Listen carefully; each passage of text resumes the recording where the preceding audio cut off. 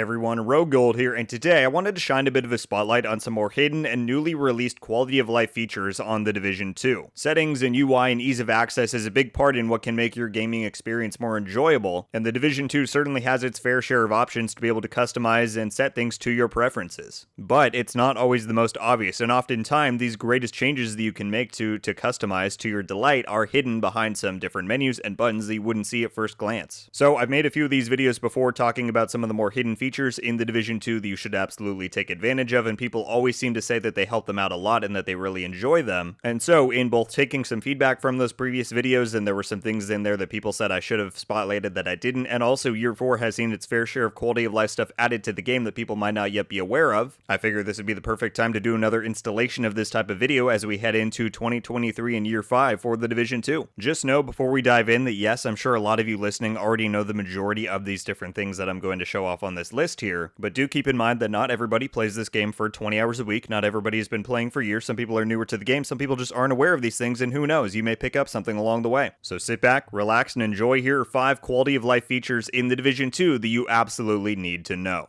Alright, so first off, time of day. I'm here at this spot in New York, both because it looks very cool, but also you may have done this before. This is one of the spots of one of those famous hunter puzzles in the game. I believe it's somewhere over there. You have to shoot out the windows and all that. There are many hunter puzzles in the game, and some of them involve times of day. You can only do certain parts at nighttime or once it reaches past a certain point in the day, and then you can't do it again once it passes a certain part in the morning. So the time of day is very integral to some of these puzzles and other parts of The Division 2. Now, previously, it was a bit annoying because the only way you were able to actually check what time of day it was to go into your menu, go into photo mode, and then up in the top right there you can see what the time of day is. Currently it's 12:33 in the afternoon. So that's fine. It was accessible, but it was a bit annoying to have to go into photo mode where you're, suddenly you can't move your character. If you're in the middle of combat, there's enemies all over, you're going to get shot, and then you have to exit out to be able to do anything again. You had to keep doing that to check what time of day it was. So sure, it was fine, but it wasn't the most convenient. Well, with the most recent update to the game with Season 10, they've added a much more easier way to check what time of day it is, and that is, you may have already missed it because we went by it, just click start, and you can see right up at the top, not only does it now tell you your location with the different coordinates, but it tells you the time of day right there. And again, with those various hunter puzzles in the game where you have to do things past a certain point of time, or you want to do it at night, you have to then run around, it can be super convenient just to open your menu and see where that is right there. So now you know if you didn't already. Alright, next up, Specialization weapons. Do you notice anything different from that last clip that we were just in? Oh yeah, my Specialization weapon is now visible on my backpack, whereas it was hidden previously. Now, Specialization weapons have of course been in The Division 2 since launch, and they've always, while some of them look cool, they are quite bulky, and some of them have never looked the best with some of the backpacks in the game. Even this one is a bit of a weird way it'll sit. It goes really far forward, kind of into my shoulder there. Not all of them look the best, and sometimes people just don't want to see them on their back when they're running around. Well, also with the most recent update of Season 10, the devs have added the ability for you to hide your signature weapon on your back, and then it will only show up when you actually bring it out and want to use it. So the way you're going to do that is you go into your menu, you want to go to one of these items here, just any of your gear items or your weapons, and then you can see at the bottom, if you click the left stick on controller, whatever that might be on PC for options, it brings up this menu. Now this is something I showed off in one of those previous hidden settings videos, and this menu is super important to just general UI and quality of life in the game. There's a lot of things you can change here, and you can check that video out. I'll link it below. But what we want to do here is at the bottom, they've now added, you can see right here, this new tab for show signature weapon. Now I have it on right now, and if you keep it that way, that means it will show up on your back.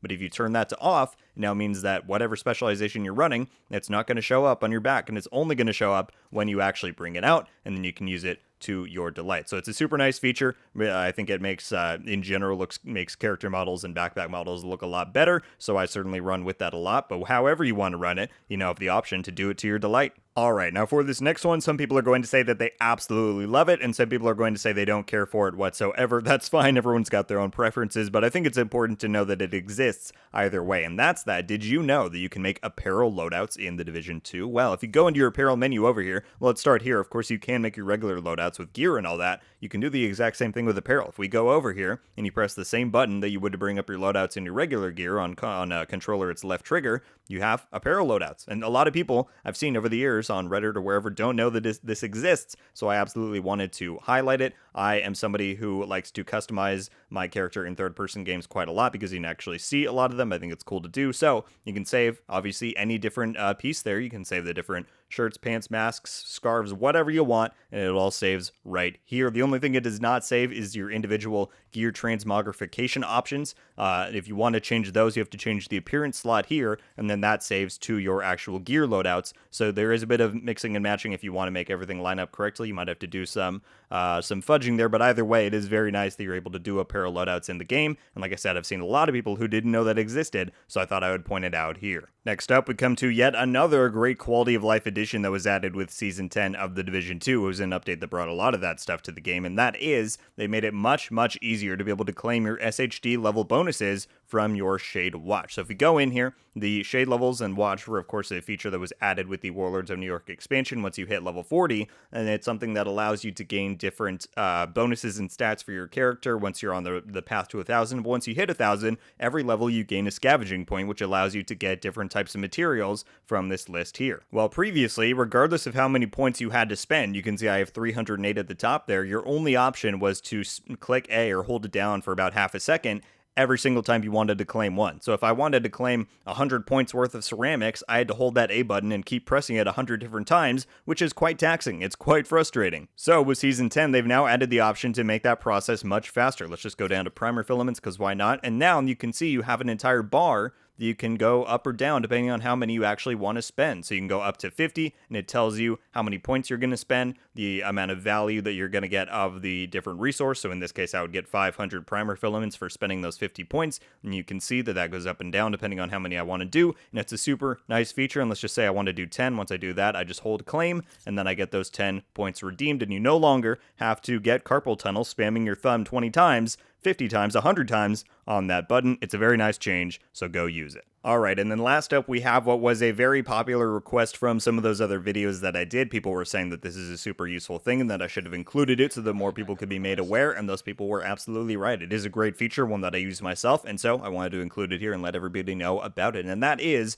mod sorting. Now, mods are a very interesting part of the Division 2 experience. They can be very nice, but they can also be a bit annoying to try and manage. There's a lot of different ones of them, different values, different slots they go in. It can be a bit hard to keep track of everything. And so over time, the devs have added certain ways to make it a lot easier to sort through your mods. Now, for the skill ones, they haven't done a ton. I mean, it's not too hard to really just click on a slot and see what fits there. That enough is easy enough in and of itself. But for gear mods, it can be a very different story. So let's go to one of these, for example, and take off this crit chance one that I'm currently using on there. Let's say I want to use a hazard protection mod, or that doesn't exist, a pulse resistance mod on this backpack. Instead of doing this and just scrolling through everything that I own, there's two different things you can do. The first thing you can see at the bottom, I can click the button to sort by gear mod type, and that first allows me to choose which category I want to choose it from. So if I wanted skill haste, I would go utility. If I wanted that pulse resistance one, I would go defensive, or if I wanted crit, I would go offensive, right? So let's go defensive, and then let's say I still don't want to scroll through everything that I own here because I have quite a lot of mods.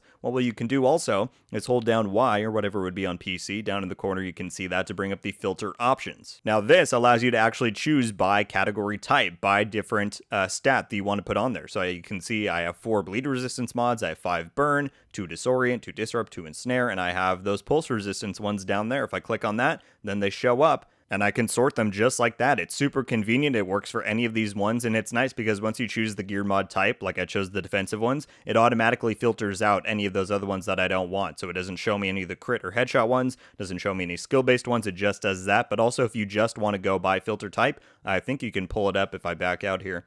Just pull that up and you can choose any of them you want. So you don't have to sort by gear mod type. You don't have to sort by filter type. You can do it however you want. But these options being available make it really nice and really easy to sort through what can be a very lengthy menu in the Division 2, and it's really handy. So there you go, everybody. That is your look at the latest and most recently added quality of life features to the Division 2 that you should absolutely be aware of. A lot of great ways to customize your experience in this game. You just have to be able to know how to do it, and so hopefully this helped you get one step closer to that end goal. Thank you all so much for watching. Leave a like if you enjoyed this video, and be sure to subscribe with notifications on to be updated every time I upload. Let me know your thoughts about all of the things we discussed in this video. What do you think about the different quality of life features I showed off here? Was there anything you weren't aware of yet? And is there anything else that you think I should incorporate into a future video? There's always going to be more stuff to talk about and more stuff added over time, so I'm more than down to do another one of these several months down the line or whenever it's more relevant to do it again. Just let me know what you want to see. That's going to do it for me today, though. Everybody, once again, thank you all so much for watching. I hope you have a wonderful day, and until the next one, guys, RogueGold out.